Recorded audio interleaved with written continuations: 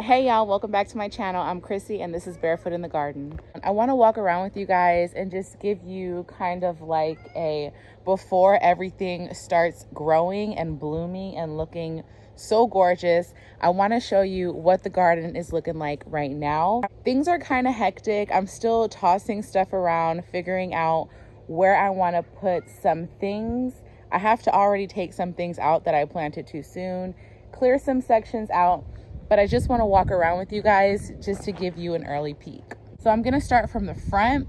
I'm going to work my way into the enclosed garden, and then we'll go back by the gourd house and my in-ground beds.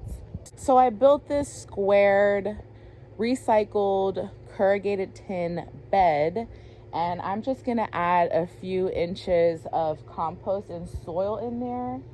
And this is going to be our zinnia patch. But right now, I just have some seedlings and just some future projects and some cardboard just hanging out in here. I just picked up this hosta from Home Depot. I'm kind of addicted to going to their store on Sunday morning and seeing all the new plants that they put out. Hostas is something that have been catching my eye lately. They're perennial, and I'm starting to incorporate tons of perennials into the garden for some landscaping and just some beauty that we can have every year. This is the night before Christmas. This is a hybrid hosta and they're so beautiful. They come in a few different color situations. This one is more green than the first one that I picked up, but still super beautiful. Here's some peppermint stick balsam, and then I picked up some pepper starts, just some bell peppers, Big Bertha, and then I tried a different one today. This is a gypsy sweet pepper. If any of y'all have tried these out, let me know. I think these would be really good in stir fries. We have our marigolds coming up. I just fed these recently and they have definitely taken off since feeding them. Queen lime zinnias looking really pretty.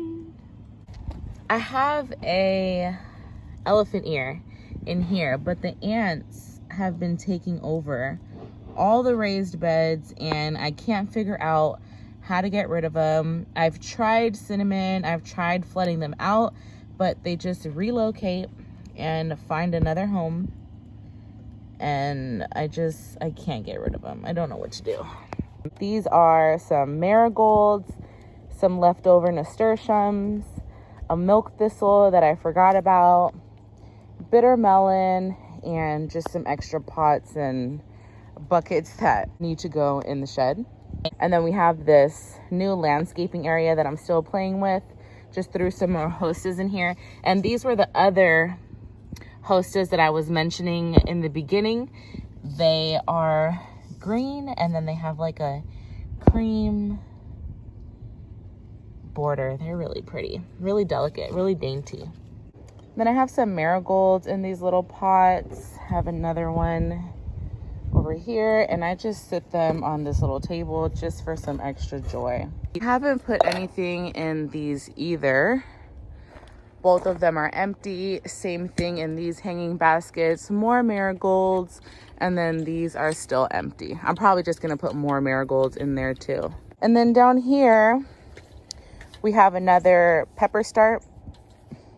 This is a mammoth jalapeno.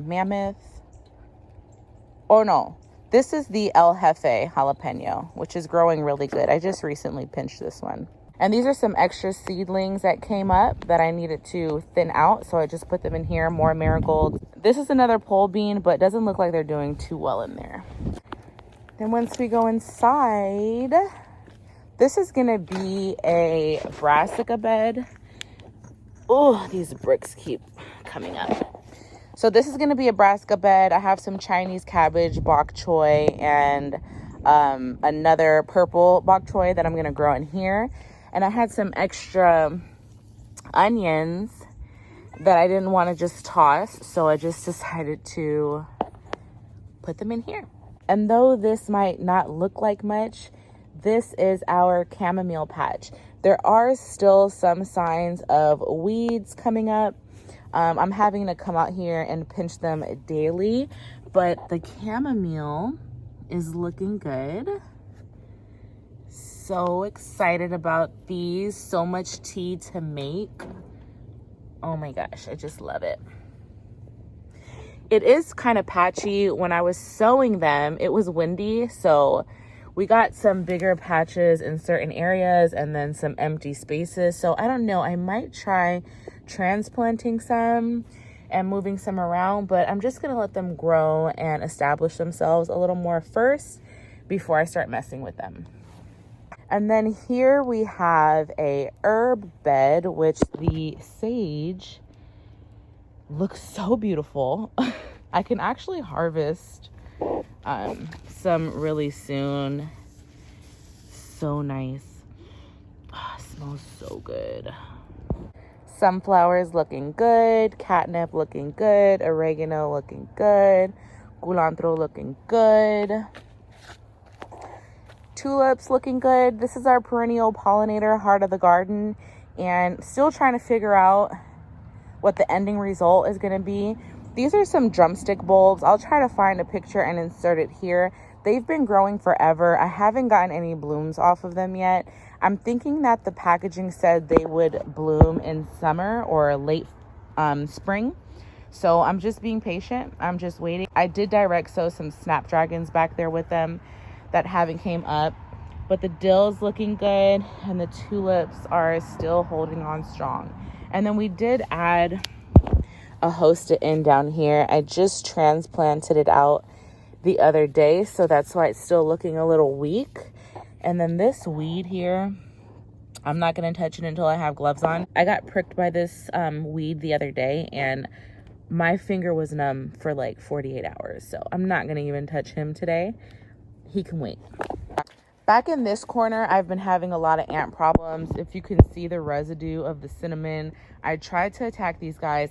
I had to end up washing away like this entire area here because they had just taken over all of this. And I had a problem with this area last year. I'm not sure what it is yet, but I don't know if I'm gonna have to rip it all out and start over. I'm still trying to mend it because I did have some sweet peas growing in here, but they've since just tore this up. So if you guys have any suggestions or recommendations on what I can do for the ant problems in my hugelculture / raised beds, please drop it down in the comment section because I don't want to this is space that I can use and I'm kind of bummed that I can't. So let me know what y'all think. So right next door on this awesome trellis that I built in the winter time, so pleased with the way that it came out. So beautiful. The pole beans are starting to climb. They're looking good. They're so lush. I might have to come in and thin some of these ones down here out. I direct sewed these and I put 2 in just to be safe, but I think I might want to come in and thin these out so I can get maximum production out of each plant. I don't want them to suffer from just being too densely packed in. Some nasturtiums, and I want these 2 nasturtiums to climb these 2 pieces of wood that I have in the middle. The rest of it is bamboo, and I just use these 2 wood pieces in the middle specifically for some nasturtiums to climb. So I'm just gonna go through real quick and thin these out.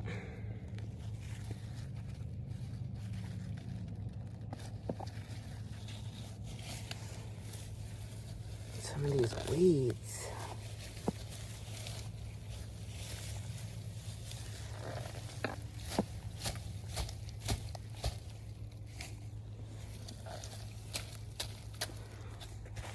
The weeds are out of control as well. I sheet mulched this whole area last year.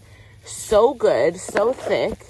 And I don't know if it's from the wind. I don't know what, but let me show y'all this back corner, how bad the weeds got over here. Look at this.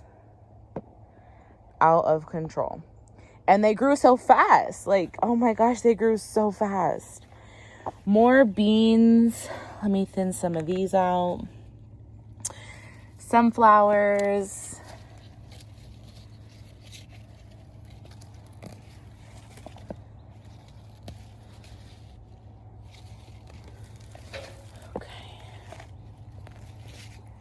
All right. So if we scale this way, this is my tomato bed. I did put some more nasturtiums. I want them to climb these posts, and I have 4 on each side. I just lost this one, which looked like this. Now it looks like this because I had to put a smaller seedling in here. Something came in and chewed that off. I believe these are my cucamelon seedlings. I'm hoping they are because I'm really interested in trying them this year. It might be a weed, but I'm not sure. Looks like a cucamelon. What do y'all think? And then on the other side of this weedy area, I have a sweet potato that I'm waiting to shoot up some shoots. And then in this one, we have more tomatoes. So I have to build a trellis system for these guys. And I have one in mind, just haven't put it out here yet. The reason why I haven't put it out here yet is because I still have to go through and sheet mulch all of this. Like, I'm sheet mulching over there, and my dog always pulls the cardboard up. But I have to go through this whole entire perimeter and sheet mulch. All my little walkway, some in there, some over here. But this corner over here is the trouble spot. This is our experimental bed right now. I had garlic in there over winter. But right now, I'm just experimenting with some parsley. And I'll show y'all what's on the other side when we get over there. Here is some spring onions. This is our wildflower area. A lot of this is just for the pollinators. I did throw in... Look at Tom. Look where he's at. Let's go get him. He's at the catnip. Let's go see what he's doing.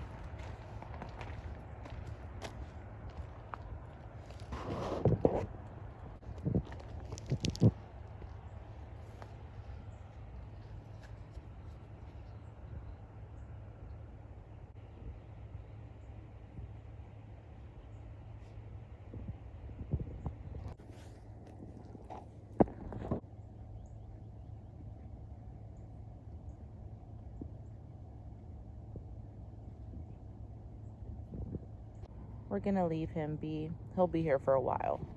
So like I was saying, this is just for the pollinators. We have lots of cosmos, lots of zinnias, some sunflowers, and this was a mix that I got from Botanical Interests. And I just scattered, the package recommended that I just scatter them within the area, and my daughters helped me, so they're thickly sowed in certain areas, but they're still looking really good. I know there's some dill in there, I think maybe some chamomile. This is the other side of the onions, and then the cilantro is another experiment. Last year I didn't have a good success rate. This year it's looking good. Now I'm just mad that I didn't sow more because it looks so good and we love cilantro. And then we have a determinate tomato over there that I'm experimenting with as well. So this is going to be a new area. Just have to get some compost and soil added in there. We have the Dollar Tree stalks, which are looking good. I just sowed these ones yesterday, and the beans are already coming up in there. This is the mini orchard, which is still under construction, but we have some marigolds along the fence.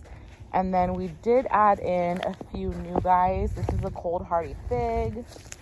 And then we have our muscadine in. Just waiting for a really good tree that I can come across that I can put in there for it to climb. We have some of my citrus, satsuma, orange, hydrangea, another muscadine. And then I don't really know what I'm going to do with this area either. A lot of the areas are under experiments right now because I've expanded so much. I'm still trying to figure out exactly what I'm going to do. But we have some weeds, perennial bulbs, an elephant ear sprouting down there, some sunflowers, and more marigolds to climb this little fence here. These are my two no-dig beds. Potatoes on the left, corn and sunflowers on the right. The corn is not doing good. That's what I'm gonna have to pull back up and re-sow. And then this was a big hole that I filled with some old logs and a bunch of leaves. And it leveled itself out enough that I can add in some compost and soil now. And then I'll have 2 in-ground beds on that side as well. Here's our gourd house. We started 2 beds, 1 on each side. And then the middle, we're gonna add in just a really thin layer of compost so that we can amend the soil and grow something under here, probably like watermelons or pumpkins. Loofahs, some collard greens, squash, and corn on that side. I haven't figured out what I'm gonna put over here yet. Maybe some strawberries. This guy has to be moved out once we get our greenhouse in. And then I can then store all my seedlings that I have in here in the greenhouse, because this is just too small. It's taking up some space that I can grow some things in ground. I'd rather do that, and we'll move all that piping back there away, and then that's where I'll put the greenhouse. And then directly behind the greenhouse will be the upcoming chicken coop. So stay tuned for that. But look at all the little seedlings. Gotta put some of these tomatoes out. These are all zinnias. Some more sage to go in the herb garden. What is this? Collard greens, and I think cucumbers or melons. We'll see.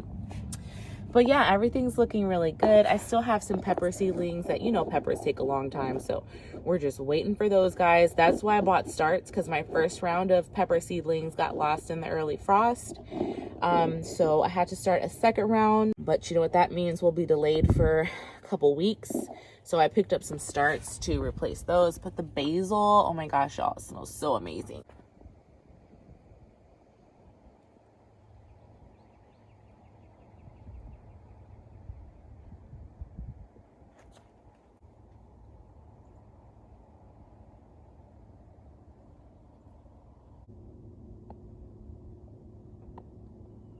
I have a lot of different things I want to try out this year. I'm trying not to overwhelm my husband, our budget, and myself with everything that I have in my mind. I mean, having the chickens in the house is a lot more of a commitment than I thought. Even with cleaning out their little bins, they stink so much. I'm so ready to get them out, but we still have to build the coop.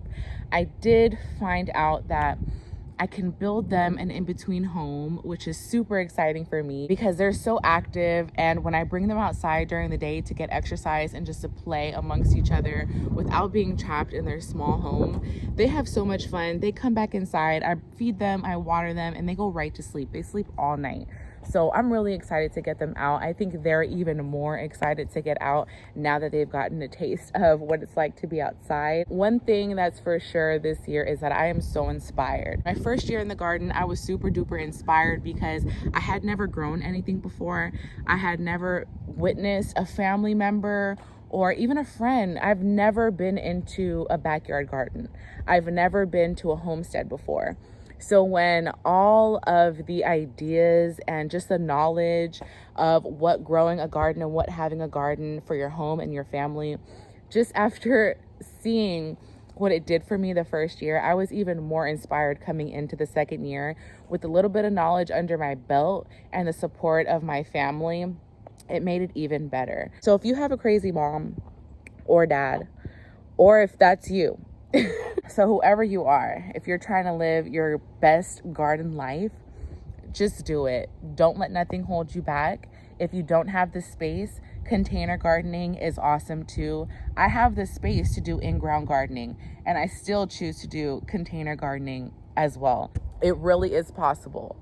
It really, really is. So that's pretty much it for today's video, guys. I just wanted to give you an early tour, show you what everything's doing, where I have everything placed, what I'm going to be growing, and pretty much just to give you guys an idea of what I've been doing this early in the growing season. Tom is still back there just loving his life right now. I'm not going to disturb him. I'm going to give him some privacy. So right now we're invading his privacy. So I'm just gonna split this hosta up, figure out where I'm gonna put her. Thanks so much for joining me today. Stick around for some upcoming footage on the chickens. And if you guys have any advice for the ants, please drop them down in the comment section. I need some advice. Oh, he's done. He's done. Thanks for spending time with us today, guys. We'll see you in the next one. Blessings.